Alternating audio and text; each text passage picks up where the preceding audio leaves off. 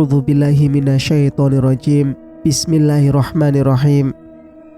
Assalamualaikum warahmatullahi wabarakatuh. Kembali lagi bersama Mang Sukir di channel Sampul Hitam. Dan untuk kali ini masih melanjutkan cerita yang sebelumnya, Anakku Gila Karena Ulahku.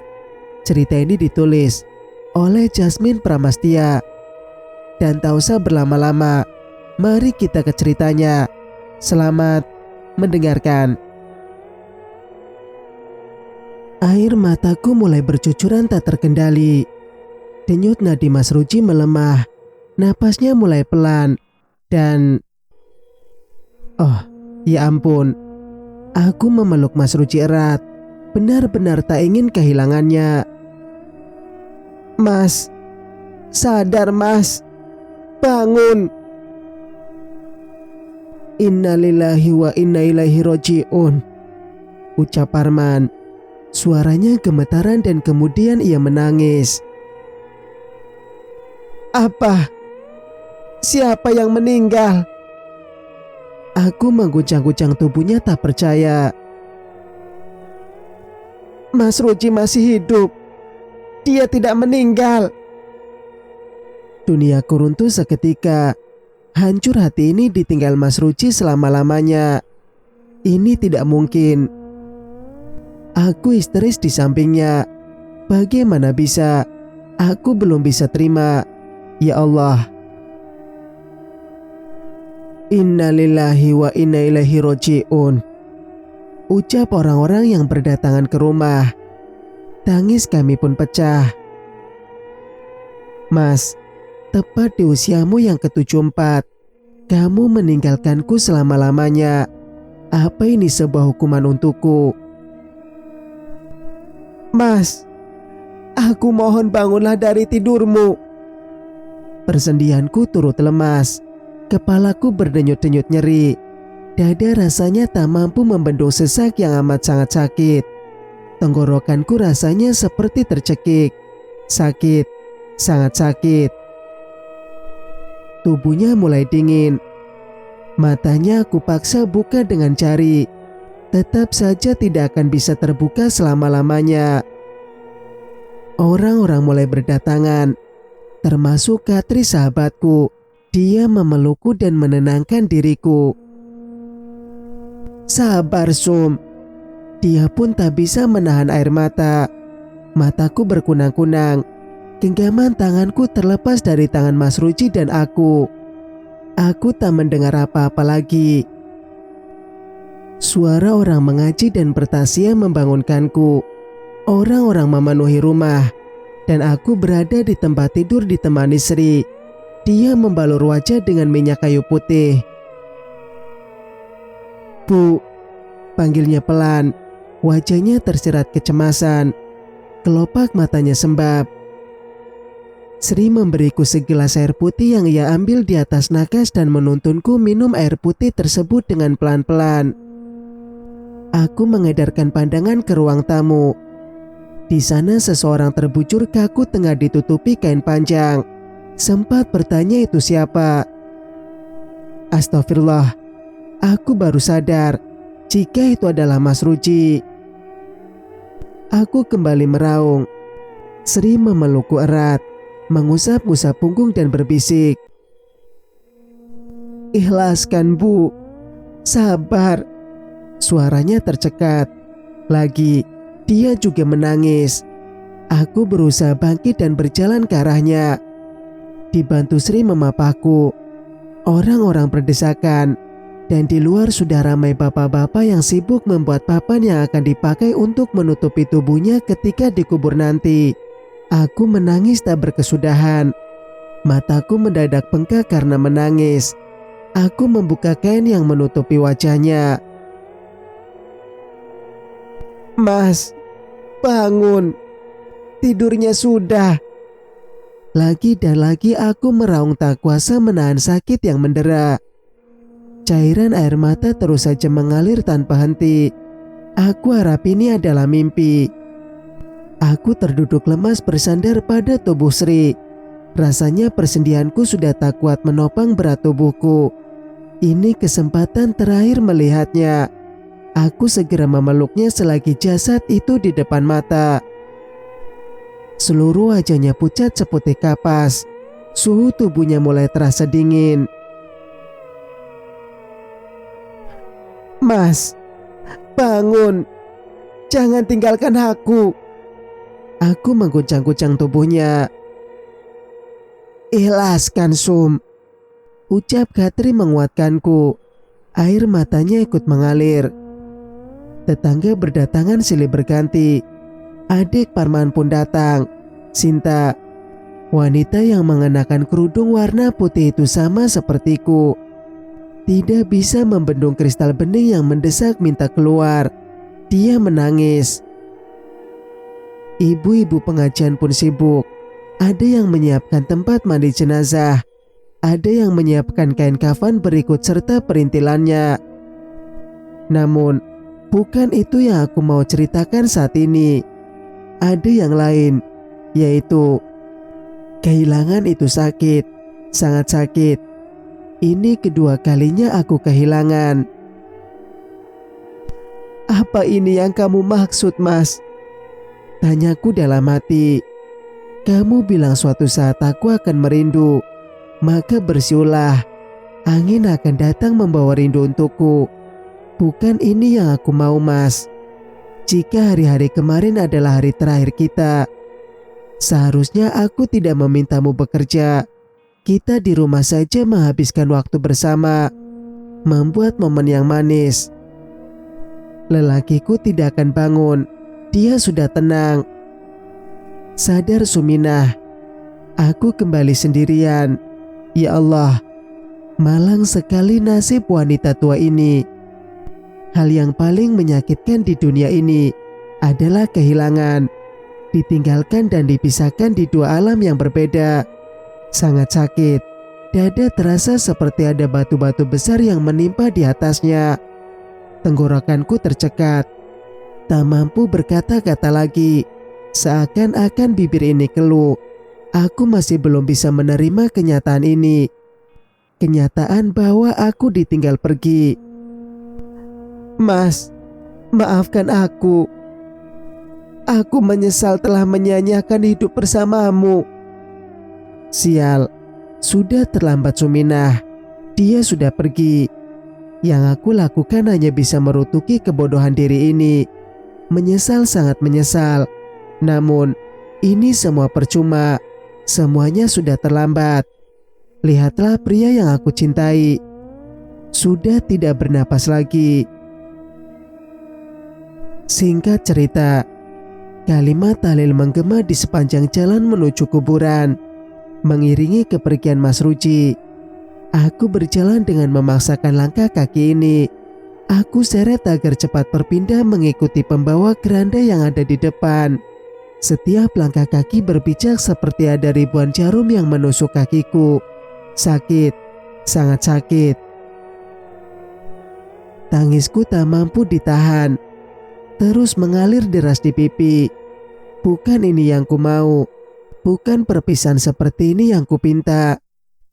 Rasanya hanya mimpi. Ini mimpi kan. Kami pun telah sampai di area pemakaman. Tanah kuburan sudah digali untuk tempat peristirahatan terakhir manusia. Semuanya akan kembali kepadanya, bukan? Di dalam tanah itu, Mas Ruji akan dibaringkan. Oh Tuhan, dengan cara inikah Engkau menghukumku? Lihatlah diri ini, senja seorang diri. Mas Ruji dimakamkan di sebelah makam Mas Hemin. Tadinya tanah itu untukku jika mati nanti. Aku yang di sana. Tapi Allah berencana lain.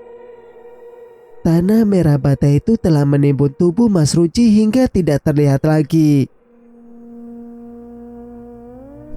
Singkat cerita, orang-orang membubarkan diri. Hanya tersisa aku, Gatri dan Sri. "Bu, ayo pulang," ajak Sri. "Ikhlaskan, Sum." Gatri merangkulku. "Aku mau di sini dulu. Kalian pulanglah. Mereka pun pulang meninggalkan aku sendirian. Menikmati dunia yang runtuh, aku duduk di sisi gundukan tanah yang bertabur bunga bercampur potongan pandan. Aroma wangi ini telah mengingatkanku kembali kala Mas Emin dimakamkan puluhan tahun silam. Dan sekarang, aku menghirup aroma itu lagi. "Kamu jahat, Mas. Ninggalin aku," kataku pelan. Air mata kembali basah di pipi. Aku berbaring di atas pusara sambil mencium batu nisan. "Mas Emin, lihatlah. Aku kembali sendirian. Katamu menikah dengan Mas Ruji. Aku akan ditemani sampai menua bersamanya. Tapi nyatanya, aku sendiri lagi. Mas Ruji menyusulmu, Mas. Kamu bohong." Aku meraung di sisi pusaranya. Pilunya hatiku. Sakit, ya Allah. Setengah jam berlalu. Aku sudah puas menangis.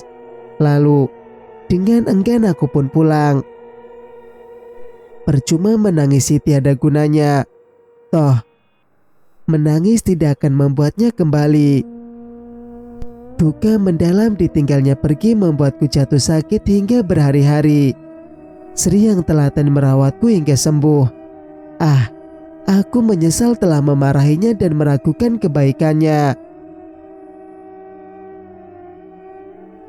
Singkat cerita, 3 bulan telah berlalu. Hari-hari ku lewati sendiri, kadang ditemani Sri, Katri dan Parman. Kendati demikian, aku tetaplah merasa kesepian. Apalagi jika malam mulai menjemput tidurku. Aku duduk tercenung di atas sofa, mengulit kenangan pahit bersama Mas Ruji. Mengapa aku bilang pahit? Karena dada ini sesak penuh penyesalan. Dulu, ketika Mas Ruji hidup, aku membangkang semua nasihatnya. Melawan dan menantangnya, melawan dan menentengnya. Sekarang, teman berdebat, berkeluh kesah tidak ada lagi. Sandaran bahunya sudah tidak kudapati. Kemana aku akan bercerita? Siapa lagi yang mendengar keluh kesahku? Tidak ada. Hati gelisah, meskipun 3 bulan telah berlalu. Tapi sosok Mas Ruji selalu hadir dan terasa nyata bagiku. Aku melangkah lebar menuju kamar, memilih pakaian Mas Ruji. Pakaian ini akan aku berikan pada orang yang membutuhkan. Seluruh isi lemarinya aku keluarkan. Kemudian mataku berpendar menuju di lipatan baju paling bawah. Beberapa map berisi akta tanah dan surat-surat penting. Aku ingat betul, aku merengek-rengek padanya agar semua tanah miliknya menjadi milikku. Sekarang sudah kudapatkan. Tapi, entahlah. Lebih baik aku jual saja. Lebih baik aku jual saja tanahnya demi menyambung hidup. Senyumku mengembang. Tidak perlu susah-susah mencari atau bekerja di ladang lagi. Tok tok tok tok. Suara ketukan pintu membuyarkan lamunanku. Aku bergegas berdiri dan berjalan menuju pintu. Parman dan adiknya Sinta. Parman dan adiknya Sinta. Tumben, keduanya aku persilakan masuk dan duduk di ruang tamu. Tangisku tertahan. Mataku ditutupi kristal bening yang menutupi pemandanganku. Mataku ditutupi kristal bening yang menutupi pemandanganku. Mataku ditutupi kristal bening yang menutupi pemandanganku. Luka yang menganga di hati kini berdarah lagi. Luka yang menganga di hati kini berdarah lagi. Kini berdarah lagi. Luka yang menganga di hati kini berdarah lagi. Aku melihat sosok Mas Ruji ada pada Parman. membuat kerinduanku pada Mas Ruji terusik kembali. Bu, begini. Maksud kedatangan kami ingin mengambil surat tanahnya Bapak. Laki-laki berbaju hem itu menatapku lama. Dek, jantungku seperti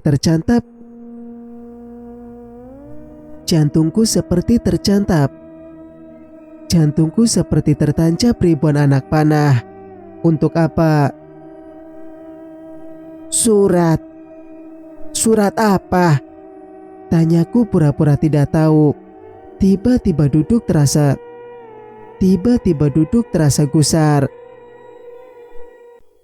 Surat tanah milik almarhum Bapak, Bu. Dulu ada sama beliau.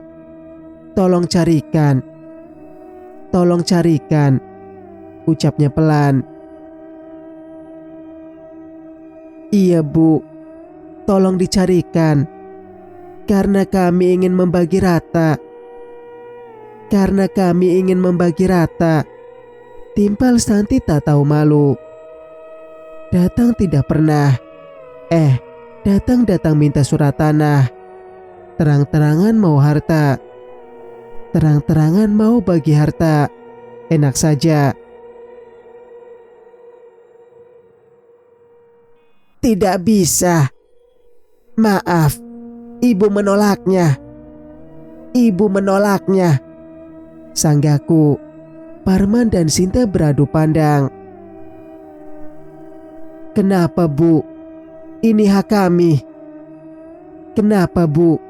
Itu hak kami. Kenapa, Bu? Itu hak kami. Parman mulai meninggikan suaranya. Satu oktav. Karena tanah surat itu atas nama Ibu. Apa? Parman dan Sinta terkejut sama-sama. Aku tersenyum puas. Kok bisa gitu, Bu? Hardik Sinta. Kok bisa gitu, Bu? Hardik Sinta. Hei.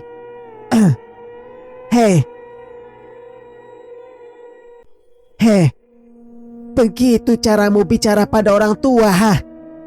Geramku. Sinta melototiku. Dadanya terlihat naik turun. Kalian pergi dari rumah ini. Jika kalian ingin surat itu, beli padaku. Tanah itu akan Ibu jual semua. Siapa cepat dia dapat. Parman dan Sinta berdiri. Raut wajah mereka terlihat kecewa.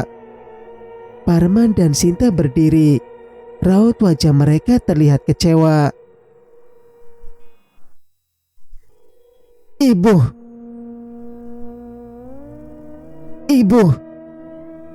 Sri lari tergopoh-gopoh menuju rumahku. Ibu. Sri lari tergopoh-gopoh menuju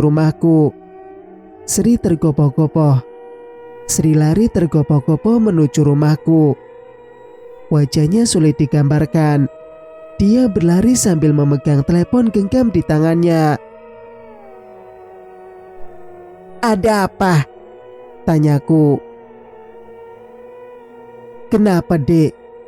Kok kamu tegang begitu? Aku bawa kabar.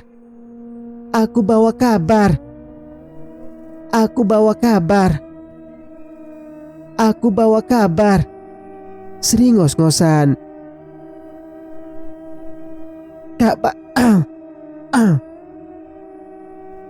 Kabar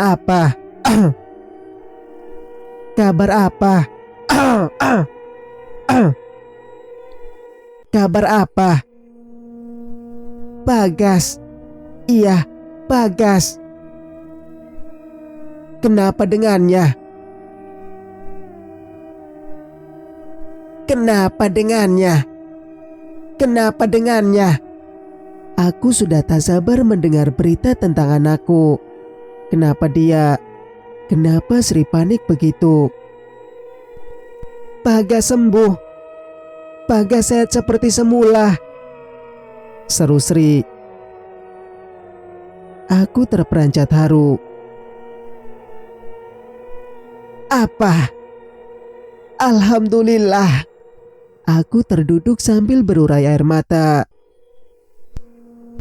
Oh, si Gila sudah sembuh ya? Bagus deh. Jaga mulutmu. Apa orang tua kalian tidak pernah mendidik kalian, hah? Parman dan Sinta tersentak.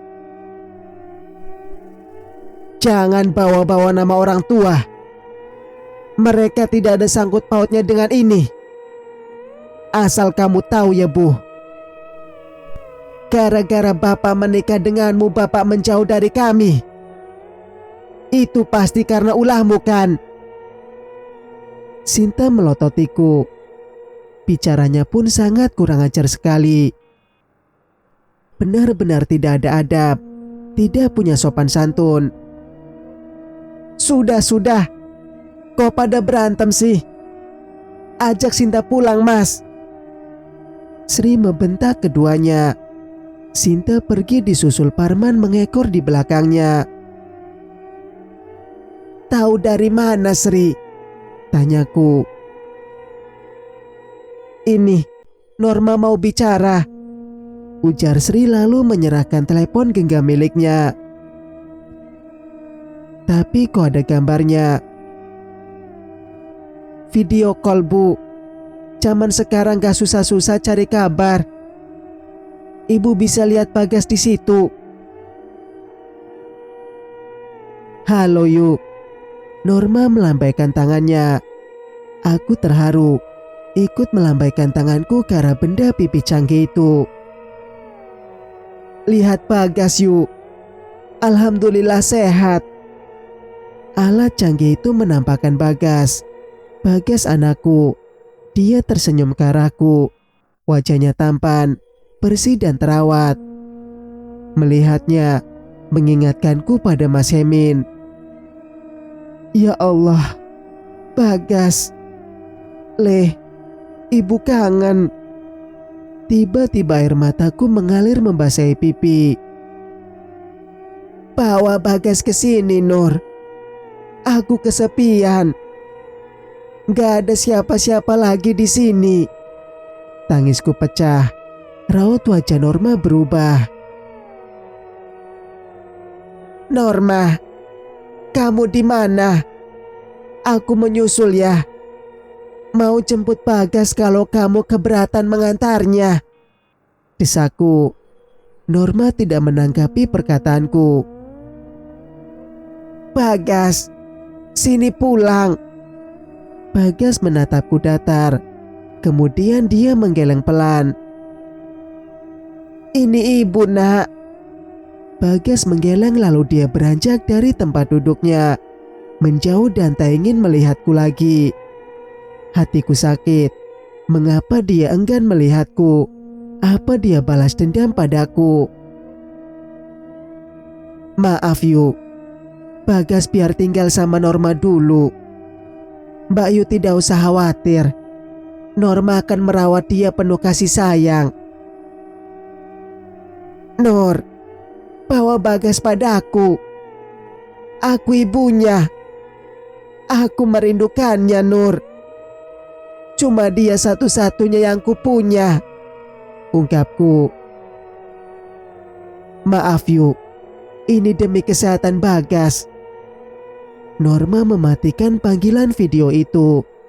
Aku kembali menangis. Dek, sini. Mas punya kejutan buat kamu. Mas Ruci menarik tanganku ke dalam kamar. Mas Ruci menunjukkanku sebuah kalung emas berliontin hati. Dia memakaikannya untukku. Aku melihat pantulan gambar di cermin. Bagus mas, kapan belinya? Sudah lama. Mas ingat, hari ini ulang tahunmu bukan? Aku mengangguk. Iya mas. Aku menyeka air mata yang meluncur ke pipi. Kenangan manis itu melintas dalam pikiranku. Mas, aku kangen. Sekarang siapa teman bicaraku? Mas Ruci pergi dan takkan kembali. Sedangkan Bagas, dia menjauhiku. Beginikah hidup seorang perempuan tua di usia senja? Mas Ruci, aku kangen. Hari berganti minggu, minggu berganti tahun. Begitu hampa rasanya. Aku bagai seorang yang bisu. Rintik-rintik hujan di luar sana sebagai hiburan hati yang sepi. Berdiri di depan jendela, selalu aku mengusap embun yang menghalangi pandangan keluar jendela. Dulu kulakukan saat ada Bagas, baik siang maupun sore. Akan ada kerusuhan di luar jendela tawa anak-anak mengejek Bagas. Sekarang, zaman sudah berbeda. Tempat yang sama, tapi tinggal kenangan. Jangan melamun, Dek. Nanti kesambat. Tubuh kekar Mas Ruci memelukku dari belakang. Kehangatannya masih terasa walaupun semu. Lagi, air mataku tidak bisa membendung lebih lama lagi. Dia lolos begitu saja. Sesekali aku usap dan menghapus jejaknya di pipiku. Selain menyukai Mas Ruci, aku menyukai titik-titik embun pada jendela kaca. Inilah yang aku lakukan jika tidak ada kesibukan. Melamun sepanjang hari. Tentu, aku melakukan kewajiban sebagai seorang muslim. Mas, kemana lagi aku harus pergi agar kenanganmu tidak memenuhi isi kepalaku? Aku hidup dalam kesendirian dan kehampaan, tapi juga dalam bayanganmu yang selalu menghantuiku. Iya, dirimulah hantunya. Selalu bergentayangan di saat aku tidak menginginkan. Kamu muncul begitu saja. Namun kamu adalah semu. Kamu tak nyata. Entahlah. Aku terus saja bermonolog agar terhibur. Aku terhenyak seolah-olah kamu berdiri mengulas senyum padaku. Di sana, di sini, di situ dan di mana-mana ada kamu. Bagas, ibu tahu, ibu banyak salah dan ibu menyesal, tapi terlambat.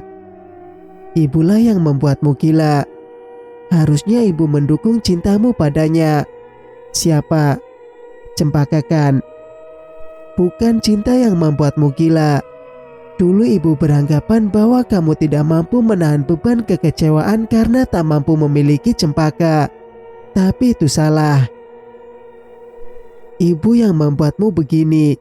Andai saja ibu melamarnya untukmu, mungkin ibu sudah meminang cucu. Ciplakan wajahmu. Pasti. Aku tersenyum ketir. Bagas, maafkan ibu. Maukah kamu mengulang waktu atau membuka lembaran baru? Suminah, kamu gila. Sama siapa sih aku bicara? Aneh. Aku menggelengkan kepala dengan pelan, menghela napas panjang. Lalu, sial, air mataku mengalir sendiri. Apa beginikah rasanya tanpa teman, tanpa kekasih? Aku mencintai Mas Ruci lebih dari apapun, dan kini mencintainya meskipun dia tidak ada lagi di dunia ini. Apa aku terlambat menyatakan cinta padanya? Apakah ini soal cinta yang cuma bisa dirasa, tapi tidak bisa dikata? Aku dan Bagas memiliki perasaan yang sama untuk mereka yang telah tiada. Bedanya aku tinggal mati sedangkan Bagas belum sempat memiliki. Singkat cerita, penderitaanku belum usai. Hidup sebatang kara membuatku semakin kesepian. Usiaku berjalan semakin senja, mulai tertatih. Rambut kian memutih, kulit kian keriput dan mataku semakin tidak jelas untuk melihat. Dulu, Sri suka bertandang ke rumah ini. Ia membantuku, baik memasak atau sekedar mengajakku berbicara. Tapi sebelum... Kamu tidak perlu susah payah ke sini, Sri. Urus saja suamimu dan anak-anakmu. Lagi pula aku bukan siapa-siapa lagi. Tapi Bu, Ibu kan... Sudah aku bilang, tak perlu ke sini lagi. Biar aku sendiri. Aku masih bisa melakukannya tanpa bantuanmu. Jangan coba-coba ke sini lagi, atau aku akan meneriakimu maling, kataku. Dan sekarang dia tidak pernah datang lagi. Apa aku salah? Nyatanya, aku kewalahan merawat rumah yang tidak terlalu besar ini. Kadang orang-orang menyalahkan Sri ataupun Parman karena tak pernah menyambangiku. Senda gurau telah lenyap di telan sepi. Hari-hari ku lewati sendiri. Siapa sih yang sudi mampir ke gubuk kumuh ini? Rumah ini sudah mirip dengan gubuk, tak terawat. Lebih tepatnya rumah nenek sihir yang renta. Dek, sudah ku bilang jangan melamun. Aku menoleh ke setiap penjuru ruangan. Lagi, itu hanya ilusi. Rindunya hati ini. Tuhan, mengapa cintaku kandas dalam takdir yang memisahkan antara hidup dan kematian? Bagas, Ibu tidak akan bosan menyebutkan namamu dalam lantunan doa. Temani Ibu, nak. Maafkan wanita tua ini. Ibu akan menebus kesalahannya padamu. Tapi jangan biarkan Ibu sendirian. Beginikah menjadi angka 1? Apa-apa aku lakukan sendiri. Apalagi jika malam tiba. Kala dingin, aku membutuhkan kehangatan yang tak mungkin bisa aku dapatkan lagi. Suminah, wanita tua yang malang. Aku tersenyum ketir. Kini, aku menyadari diri ini terlalu banyak dosa yang aku perbuat. Dan aku merasa Tuhan telah menghukumku. Wanita senja yang malang. Hal apa yang kalian anggap sulit dalam hidup ini? Hal yang sulit bagiku adalah ketika merindukannya, tapi dirinya sudah di alam yang beda. Sulit bukan? Bertahun lamanya kita telah bersama. Besarlah harapan untuk bersamamu kita akan bersatu selamanya. Namun, kamu telah pergi. Hancur lebur harapan ini. Meski tertusuk duri, tapi aku menyimpan kenangan ini selamanya, agar aku bisa mengulang kenangan di sisa hidupku. Sungguh kasihan, wanita senja yang malang. Ini akhir kisahku. Kisah seorang ibu yang egois, jahat. Cerita pun selesai. Ambil kisahnya sebagai hikmah dan pelajaran. Terima kasih buat teman-teman yang setia mendengarkan cerita ini sampai selesai. Hanya bisa mendoakan semoga rezekinya lancar. Dan nantikan cerita berikutnya. Mang Sukir pamit. Wassalamualaikum warahmatullahi wabarakatuh.